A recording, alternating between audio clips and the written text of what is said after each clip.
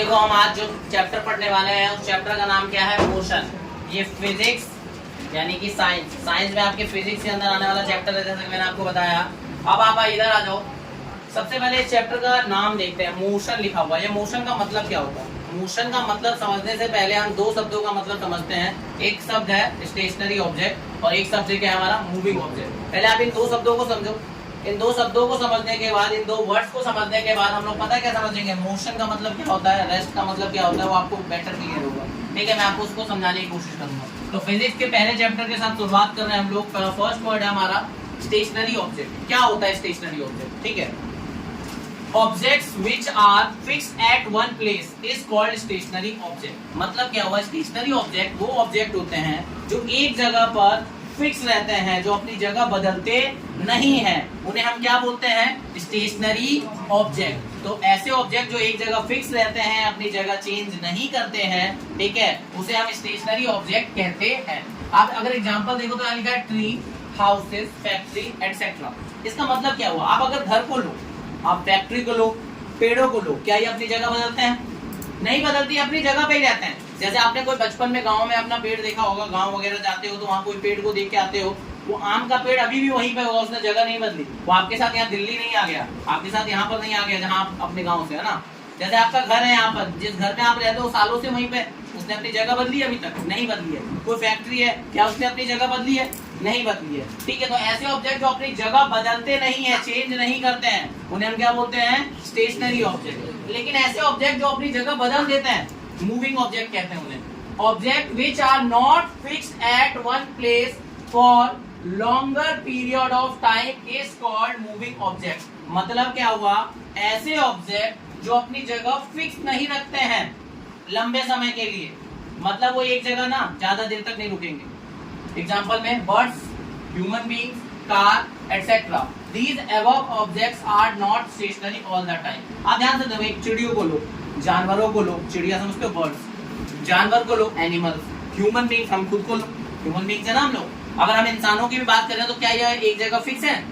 अभी हम लोग यहाँ हैं, आप लोग ट्यूशन में हो, यहाँ बैठे हुए, अभी थोड़ी देर बाद घर चले जाओगे, उसके बाद मन किया तो मार्केट चले जाओगे, उसके बाद मन किया तो मॉल चले जाओगे, फिर वापस आओगे, फिर काम करोगे, होमवर्क करोगे। क्या आप लंबे समय तक फिक्स हो? ट्यूशन में आप 1-1.5 घंटे के लिए फिक्स हो, घर पे आप कुछ समय के लिए फिक्स हो, स्कूल में जाते हो तो 4-5 घंटे वहाँ फिक्स रहते हो, लेकिन वहाँ पर भी एक पर्टिकुलर जगह फिक्स नहीं होते हो। तो इसका मतलब यह है कि ऐसे ऑब्जेक्ट जो अपनी जगह पर लंबे समय तक एक जगह नहीं रहते हैं, अपनी पोजीशन पे एक जगह स्टिक नहीं रहते, एक जगह फिक्स नहीं रहते लंबे समय तक, उसी को हम लोग क्या बोलते हैं, मूविंग ऑब्जेक्ट। क्लियर है दोनों बात? ये सारे एग्जांपल्स मैंने आपको दे दिए।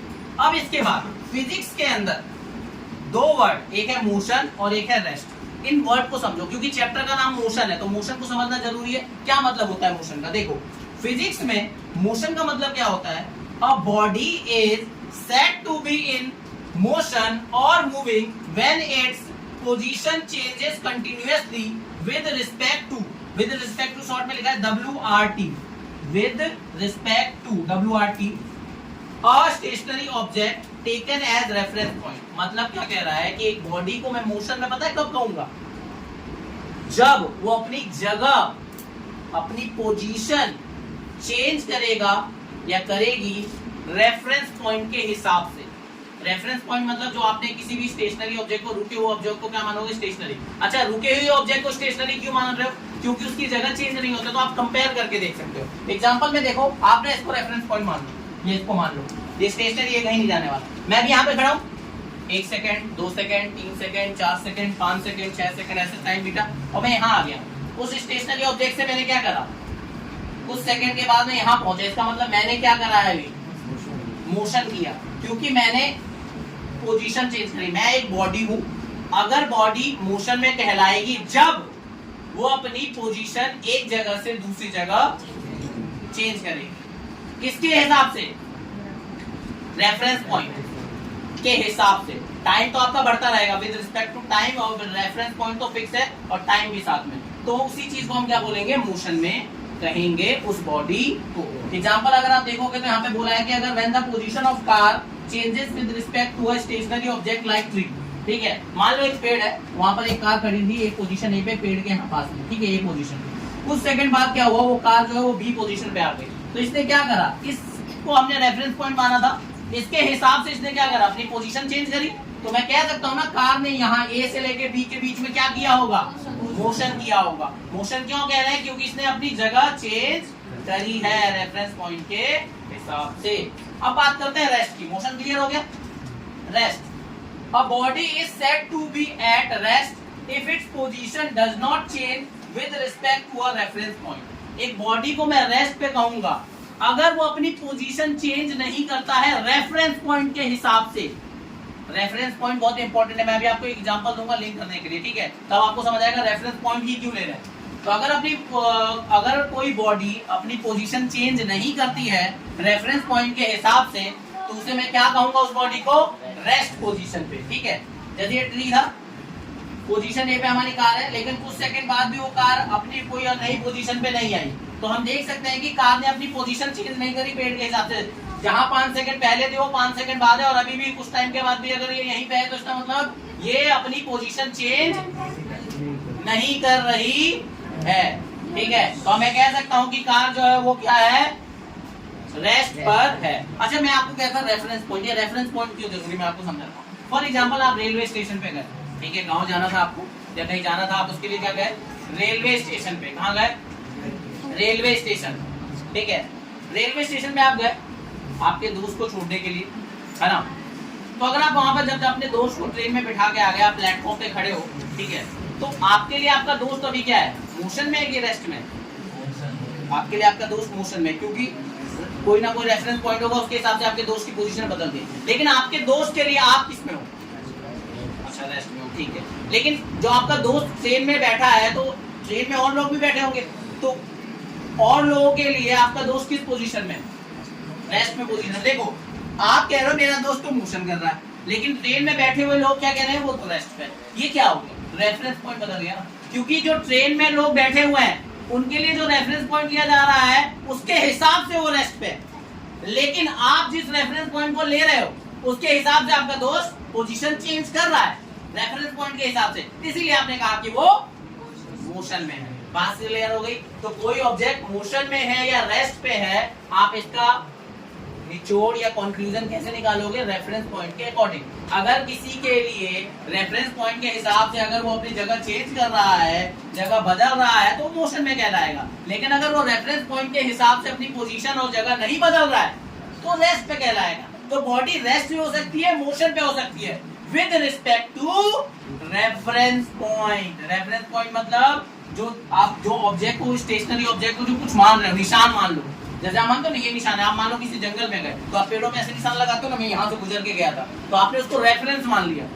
रेफरेंस का मतलब ये होता है। तो आप कोई भी चीज को रेफरेंस मान लेते हो, उसके हिसाब से कोई चीज कंपेयर कर दो, इसकी जगह बदली या नहीं बदली, जगह बदली की नहीं बदली। किसी भूल भुलैया में हम लोग जाते हैं, अगर वहाँ मार्किंग कर ले तो हमें पता चल जाता है यहाँ से तो गुजरे थे, तभी पता चलता है गोल गोल घूम रहे, इस वजह से। तो रेफरेंस पॉइंट का मतलब क्लियर हुआ, क्या मतलब होता है, मोशन और रेस्ट का सब क्लियर है, ठीक है। तो नोट डाउन कर लो,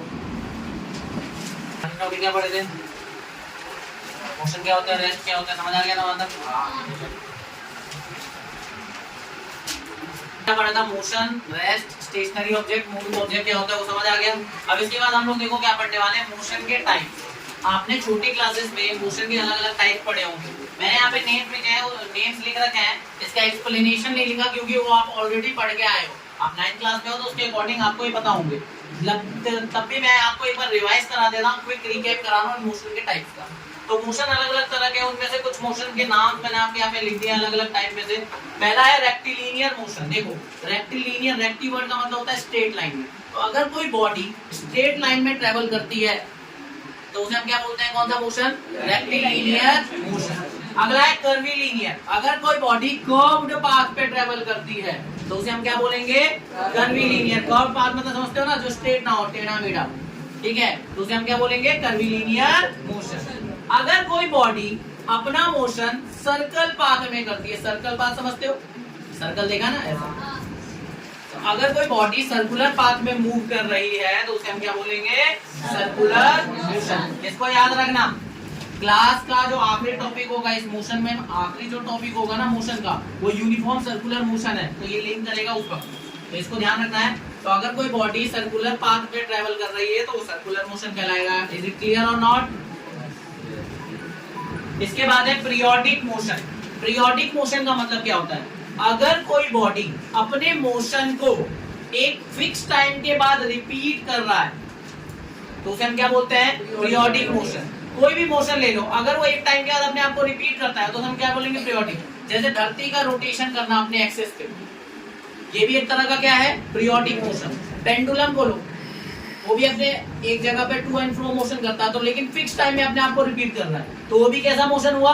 पीरियोडिक। तो कोई भी बॉडी जब अपने मोशन को एक टाइम के बाद रिपीट करती है उसे हम क्या बोलते हैं? तो फिक्स इंटरवल पे अगर मोशन रिपीट हो रहा है तो उसे हम क्या बोलेंगे? Periodic motion.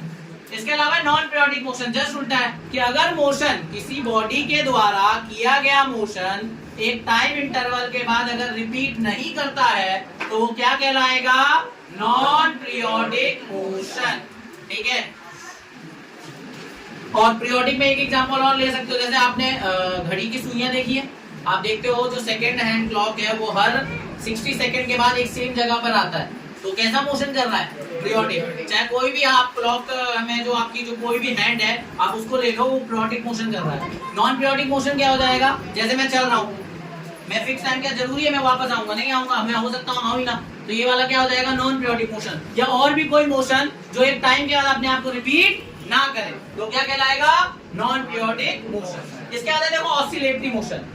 तो आपने पेंडुलम देखा है, मैंने आपको कराया था, ये थ्रेड होता है, उस पे एक भारी ऑब्जेक्ट होता है जिसे हम बॉब कहते हैं। ठीक है। अगर ये टू एंड फ्रो मोशन आगे और पीछे ऐसे मोशन करता है, इस मोशन को हम लोग क्या बोलते हैं?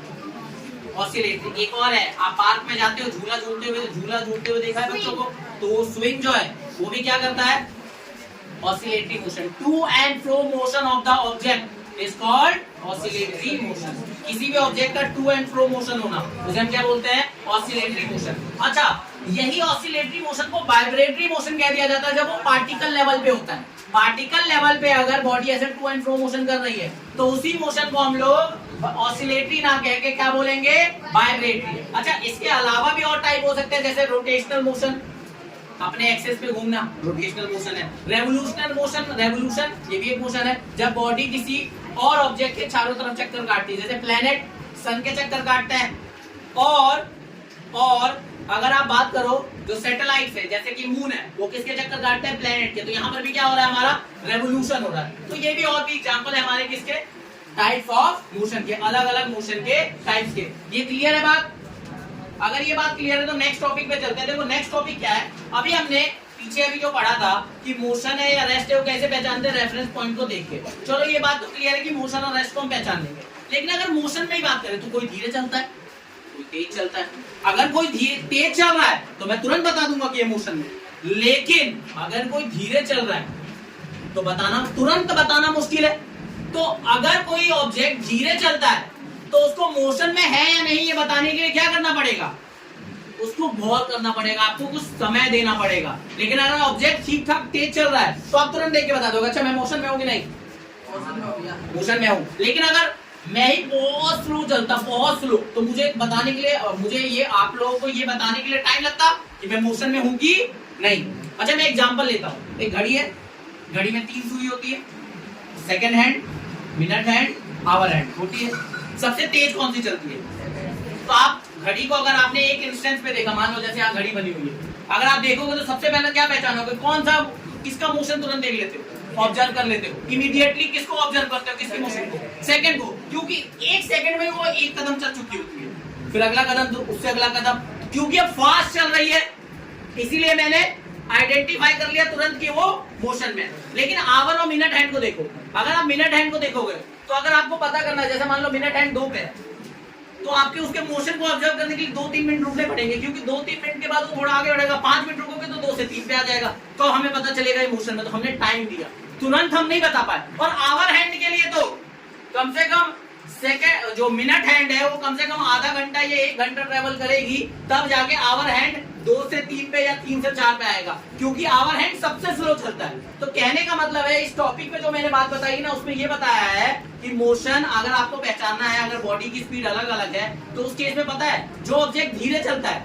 तो आप तुरंत नहीं बता सकते हो कि वो मोशन में है कि नहीं। उसको बताने के लिए आपको क्या लगेगा, टाइम लगेगी, थोड़ी सी समस्या लगेगी। क्यों लगेगी?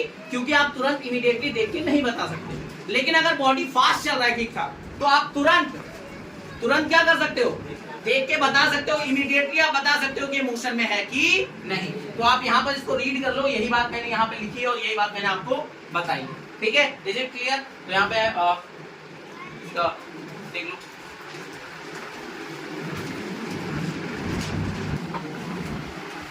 देखो यहाँ पर हेडिंग के तौर पे मैंने एक रफ सी हेडिंग बना दी है। इसमें क्या लिखा है कि आप कैसे पहचानो कि बॉडी मोशन में है कि नहीं, अगर बॉडी की स्पीड अलग अलग है। मेरे कहने का मतलब इस टॉपिक पर मैं क्या बताने वाला हूँ कि जैसा मैंने आपको पहले बताया कि बॉडी अगर धीरे चल रही है, तेज चल रही है, तो आप क्या करोगे। तो यहाँ पर देखो पहला पॉइंट है, अगर if a body moves Fairlie fast, अगर बॉडी ठीक ठाक तेज चल रही है, तब उसका जो मोशन है या मूवमेंट कहें हम, उसको आप तुरंत आसानी से ऑब्जर्व कर सकते हो, अगर बॉडी ठीक ठाक तेज चल रही है तो। लेकिन अगर बॉडी जो है वो बहुत स्लो चल रही है, तब जो है ये बहुत मुश्किल हो जाता है ये ऑब्जर्व करना, यानी गौर करना, क्या उस बॉडी की मूवमेंट को उस क्षण मतलब उस समय पर इमीडिएटली तुरंत बताना मुश्किल है। तुरंत बताना मुश्किल है, लेकिन आप बता सकते हो। तो यहाँ पर वो टॉपिक यही समझाना चाह रहा है। एग्जाम्पल में मैंने वही किया है कि जो हैंड ऑफ क्लॉक होती है, जो 3 होती है, उसके बाद मैंने आपको वही सारी बात बताई थी कि मिनट हैंड, आवर हैंड और सेकंड हैंड में सबसे फास्ट सेकंड हैंड चलती है, तो फास्ट चल रही है तो आप तुरंत देख के बता दोगे मोशन में। लेकिन आवर हैंड और मिनट हैंड स्लो चलती है तो आपको ये बताने में टाइम लगता है कि ये मोशन कर रही है कि नहीं कर रही है। ठीक है, क्लियर है बात? ये बात है इस टॉपिक। ठीक है, इससे पहले मैंने टाइम बताया। अब इसके नेक्स्ट टॉपिक हम लोग पढ़ने जा रहे हैं, फिजिकल क्वांटिटीज क्या होता है, पढ़ते हैं। पहले आप इसको नोट कर लो। तो बच्चों देखो, अगला टॉपिक है फिजिकल क्वांटिटीज और क्वांटिटीज ऑफ फिजिक्स। जैसा कि हम लोग जैसे कि हम लोग जानते हैं और आप लोग भी जानते हैं, हम लोग कौन सा चैप्टर पढ़ रहे हैं, मोशन, जो कि फिजिक्स में आता है। जो फिजिक्स आपका सब्जेक्ट है, पता है इसमें ना एक फिजिकल क्वांटिटीज हमेशा आएंगी। किसी ना किसी चैप्टर में आप कोई ना कोई फिजिकल क्वांटिटी पढ़ रहे होगे, कहोगे फिर होती क्या है। तो फिजिक्स के अंदर जिन भी क्वांटिटीज को आप मेजर कर सकते हो, जिन भी चीजों को आप मेजर कर सकते हो, नाप सकते हो, उन्हें हम फिजिकल क्वांटिटीज या क्वांटिटीज ऑफ फिजिक्स कहते हैं। मैं आपके लिए डेफिनेशन पढ़ता हूं। The physical quantity is a quantity in physics that can be measured. मतलब फिजिकल क्वांटिटी वो क्वांटिटी होती है फिजिक्स में जिसको हम क्या कर सकते हैं, मेजर कर सकते हैं, जिसको नापा जा सकता है, मेजर करा जा सकता है, उसे हम क्या बोलते हैं, फिजिकल क्वांटिटी या quantities of physics. Physical quantities are also called quantities of physics. अभी सेम बात बताएं, फिजिकल क्वांटिटीज का ही दूसरा नाम क्या है, क्वांटिटीज ऑफ फिजिक्स। तो अगर आपसे कोई पूछे फिजिकल क्वांटिटी क्या है, तो कह देना कि फिजिक्स के अंदर आप जो भी चीज को मेजर कर पाओगे वो आपकी क्या कहलाएगी, फिजिकल क्वांटिटी। एग्जांपल में देखो, जैसे मैं अपना हाथ लगाता हूँ, उसमें एक फोर्स लगा रहा हूँ। ये जो फोर्स है ना, इसको भी आप नाप सकते हो, कितना फोर्स लगा रहे हैं, 5 न्यूटन, 2 न्यूटन, 3 न्यूटन। मान लो मैं चल रहा हूँ तो मैं क्या कर रहा हूँ, डिस्टेंस कवर कर रहा हूँ। ठीक है, डिस्टेंस क्या हो रहा है, नापा जा सकता है। 5 मीटर चला, 10 मीटर चला, 20 मीटर चला, 200 किलोमीटर चला, तो ये भी नापा जा सकता है। तो डिस्टेंस में क्या होगा, फिजिकल क्वांटिटी। अच्छा, समय, आप ट्यूशन किसी टाइम पे आए थे, अभी किस टाइम के बाद जाओगे, तो इसको भी नाप सकते हो, समय को भी क्या कर सकते हो, नाप सकते हो। तो टाइम भी मेजर करा जा सकता है, तो इसको भी क्या बोलेंगे, फिजिकल क्वांटिटी। तो कहने का मतलब यह है कि जिस भी चीज को आप मेजर कर सको, नाप सको फिजिक्स में, तो उसे आप क्या बोलेंगे, फिजिकल क्वांटिटी। सिंपल है। अच्छा, फिजिकल क्वांटिटीज के 2 टाइप्स है। कौन कौन से टाइप है, देखो, टाइप्स ऑफ फिजिकल क्वांटिटी। ये 2 तरह की होती है, स्केलर क्वांटिटीज और वेक्टर क्वांटिटीज। क्या होती है समझते हैं। Scalar quantities, the physical quantity having only magnitude or size is known as scalar quantity। क्या कह रहा है कि वो फिजिकल क्वांटिटी, कहा ना फिजिकल क्वांटिटी 2 तरह की हैं, तो कुछ फिजिकल क्वांटिटीज को हम स्केलर बोल रहे हैं और कुछ फिजिकल क्वांटिटीज को हम लोग वेक्टर बोल रहे हैं। मतलब देखो, फिजिकल क्वांटिटी तो सब है, लेकिन कुछ को हमने स्केलर में डाला है, कुछ को वेक्टर। किस बेसिस पे, अगर जिन फिजिकल क्वांटिटीज के पास केवल और केवल मैग्नीट्यूड होगा, यानी उनका साइज होगा। अभी मैग्नीट्यूड क्या होता है मैं आपको बताता हूँ। तो उन्हें हम फिजिकल क्वांटिटीज बोलेंगे, ठीक है। लेकिन जिन भी फिजिकल क्वांटिटीज के पास मैग्नीट्यूड भी हो और डायरेक्शन भी हो, तो ऐसी फिजिकल क्वांटिटीज को हम लोग क्या बोलेंगे? Vector quantity. तो हमने फिजिकल क्वांटिटीज को इस बेसिस पे बांटा है कि अगर क्वांटिटी के पास मैग्नीट्यूड है केवल तो स्केलर कहलाएगा, लेकिन अगर फिजिकल क्वांटिटीज के पास मैग्नीट्यूड के साथ साथ किसकी है? डायरेक्शन भी है, तो क्या कहलाएगा? वेक्टर क्वांटिटी कहलाएगा। अब ये मैग्नीट्यूड क्या होता है? मैग्नीट्यूड देखो यार, नोट डाल के लिखा है। अच्छा, असल जीवन में नोट बहुत काम के होते हैं, आप उससे कोई भी चीज परचेज कर सकते हो। तो ये जो नोट है आपके मार्क्स कमाने के लिए होते हैं, आप ध्यान से समझना। मैग्नीट्यूड क्या है? देखो, मैग्नीट्यूड मींस, मैग्नीट्यूड का मतलब होता है साइज ऑफ फिजिकल क्वांटिटी। मतलब ये हुआ मैग्नीट्यूड का कि फिजिकल क्वांटिटी का साइज कितना है। एग्जांपल में मैं एक फिजिकल क्वांटिटी लेता हूँ, डिस्टेंस। अगर मैं यहाँ से यहाँ तक चला तो लगभग मान लो मैं 1 मीटर चला, तो ये मैंने मेजर किया, कितना चला मैं? डिस्टेंस का साइज कितना है? 1 मीटर। हो सकता है 10 मीटर हो सकता है 20 मीटर हो।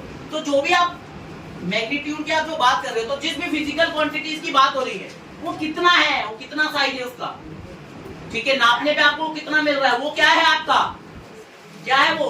मैग्नीट्यूड। अगर आप 5 मीटर चले तो यहाँ 5 मीटर क्या है आपका? मैग्नीट्यूड है। क्या है? मैग्नीट्यूड। अब मैंने यहाँ फोर्स लगाया, मान लो मैंने 5 न्यूटन फोर्स लगाया ऐसे 5 न्यूटन। तो ये जो 5 न्यूटन में फोर्स लगा रहा हूँ, फोर्स फिजिकल क्वांटिटी है, कितना लगा रहा हूँ, साइज कितना है उस फिजिकल क्वांटिटी का? 5 न्यूटन। तो 5 न्यूटन क्या होगा?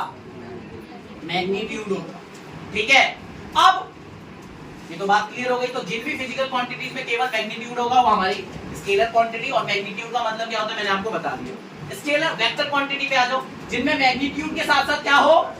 डायरेक्शन। रीड करता हूं, the physical quantity having both magnitude and direction is known as vector quantity. जिनमें बोथ यानी कि मैग्नीट्यूड भी हो, यानी उसका साइज कितना ये भी पता हो, और साथ में डायरेक्शन की भी बात हो रही हो, किस डायरेक्शन में हो रही है फिजिकल क्वांटिटी, मतलब वो फिजिकल क्वांटिटी जो है वो किस डायरेक्शन में है, तो उसे मैं क्या बोलूंगा? Vector quantity. एग्जांपल में डिस्प्लेसमेंट, वेलोसिटी, एक्सेलरेशन, फोर्स। और इसमें जो एग्जांपल आएगा आपका स्केलर क्वांटिटी में वो है डिस्टेंस और स्पीड, ठीक है। अब मैं एग्जांपल लेता हूं फॉर डिस्टेंस और डिस्प्लेसमेंट है, ठीक है, आप ध्यान से समझना। मैं कहता हूं 5 मीटर, तो ये मेरा क्या हुआ? एक फिजिकल क्वांटिटी में कहता हूं डिस्टेंस है, ठीक है। डिस्टेंस हो गया फिजिकल क्वांटिटी 5 मीटर। मैं कहता हूं 5 मीटर टुवर्ड्स नॉर्थ, ध्यान से समझो, 5 मीटर टुवर्ड्स नॉर्थ। मैग्नीट्यूड तो है ही, साथ में डायरेक्शन भी आ गया, तो अब इसको मैं क्या कहूंगा? वेक्टर है। और वेक्टर में भी कौन सा एग्जांपल है? डिस्प्लेसमेंट का। तो 5 मीटर जब मैं केवल कहता हूं तो किस पे आ रहा है? डिस्टेंस में आ रहा है। वो डिस्प्लेसमेंट में भी इन्वॉल्व हो रहा है, लेकिन एक चीज की कमी है इसमें, डायरेक्शन की बात नहीं करी। जैसे ही मैंने डायरेक्शन का नाम लिखा 5 मीटर टुवर्ड्स नॉर्थ, तो भाई मैग्नीट्यूड है 5 मीटर और साथ में टुवर्ड्स नॉर्थ क्या दिखा रहा है? डायरेक्शन को। तो magnitude plus direction equal to vector quantity, ठीक है। समझ आई बात? तो ये मतलब है ये आपका स्केलर और वेक्टर का। ये नोट आपको समझ आ गया? देखो, असल जीवन में नोट से आप सामान लेते हो जरूरी है, वैसे ही नोट्स में नोट की कीमत आपको पता होनी चाहिए। हर नोट क्यों लिखवाया जाता है? कुछ खास होगा। यहाँ पर इस टॉपिक में मैग्नीट्यूड वर्ड खास था क्योंकि उसी के बेसिस पर सब कुछ डिफाइंड था, इसी वजह से। डायरेक्शन का मतलब तो आपको पता होगा दिशा, तो मैग्नीट्यूड खास था, इसी वजह से मैग्नीट्यूड के बारे में मैंने आपको यहाँ पे बता दिया था। मीनिंग क्लियर है? सबको क्लियर है? बताओ यस और नो। चलो वेरी गुड, ठीक है, नोट कर सकते हो आप।